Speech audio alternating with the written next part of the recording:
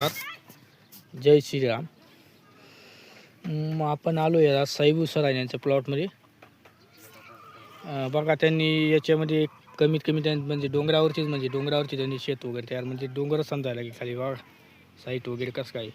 त्यांनी इथं वांगे वगैरे लावले आहेत. वांगे आजू साकरू 2-3 प्रकारचे. आणि वांगे बघा कितले हिरवगार आहेत वांगे. बघा कुठल्याही प्रकारचं औषध वगैरे मारले नाही त्यांनी.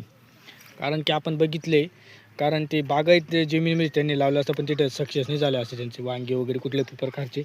पण यांनी इथं म्हणजे जिथं रासायनिक वापरले नाही तिथे त्यांनी हे लावले वांगे वगैरे लावले आहेत. वांगे पण त्याच्यामध्ये मिरची साकरू अतिम या वांग्यांना बघा कितले हिरवगारपणा आहे. कुठल्याही प्रकारचा मोहा वगैरे नाही. ठीक मोहा आणि कुठल्याही प्रकारचा नाही. साकरू वगैरे आहेत साकरू पण आहेत. आपण बघायला पाहिजे की आपली जमीन जिथं आपली बागायची जमीन आहे रासायनिक वापरून आपण नापीक करून टाकली. कारण काल जो टरबूजचा प्लॉट बघितला आपण अक्षरशः त्याची कुठलीही प्रकारची पांढरी मुळी ग्रोथ करत नाही. कारण की ते बागायची जमीन होती. बागायची जमीनमध्ये त्यांचा प्लॉट फेल झाला आहे. कारण की 1.5 लाख रुपये खर्च करून इथं 1 रुपया पण खर्च करून नाही.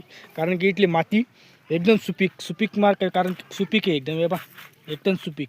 म्हणजे इथं आपण बघितलं तर ही मातीमध्ये कितला 0.5 सेंद्रिय कर्ब हमखास आहे. कारण की इथं कुठल्याही प्रकारचं पीक येऊ शकते. कारण की मातीमध्ये ताकद आहे. माती बलवान तर पीक पहिलान. हे जे आपलं आपण उलटं करतो. जिथं बागायची जमीन होती पहिले अक्षरशः जास्त तरी असं पीक फेकून दे तरी यायचं. तिथं की रासायनिक वापरून आपली जमीन नापीक होण्याचं आपण म्हणतो कसं म्हणजे रोग कमजोरीमुळे येते हे लक्षात द्या.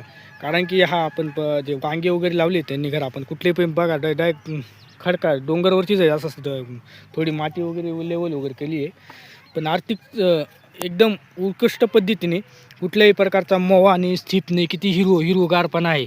आणि आपण जे काल ते हे बघितलं होतं टरबूज पिकामध्ये मिरची पण लावली होती. मिरचीमध्ये पण असं आहे म्हणजे जेमतेम गुबडं पडलेलं होतं.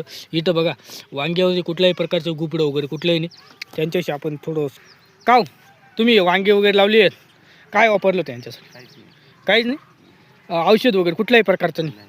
मग तुम्हाला काय वाटतं तुम्ही इथं आता इथं डोंगरच बागा म्हणता येईल ना. हां डोंगर बघा म्हणजे आणि इथं चांगलं पीक येतं तुम्ही तिथं बागायची जमीन तिथं का बरं पीक येत नाही व्यवस्थित? हां म्हणजे तिथं जास्त रासायनिक वापरून आपली तुमची जमीन नापीक झाली. तुम्ही इथं तुमची अजून म्हणजे डोंगर भागावरती आपली जमीनमध्ये ताकद आहे मातीमध्ये. आम्ही हे त्यांचे बटाटे वगैरे बटाटे पण चांगले उत्कृष्टपणे पोषक आहेत. इथंचला बटाटे वगैरे म्हणजे किती प्रकारचे पीक लावले आहेत त्या साहेब सरांनी. कारण की अतिशय उत्कृष्ट प्रकार त्यांचे पीक वगैरे घेतलं आहे. कुठं चूक करतोय प्रत्यक्ष औषध मारून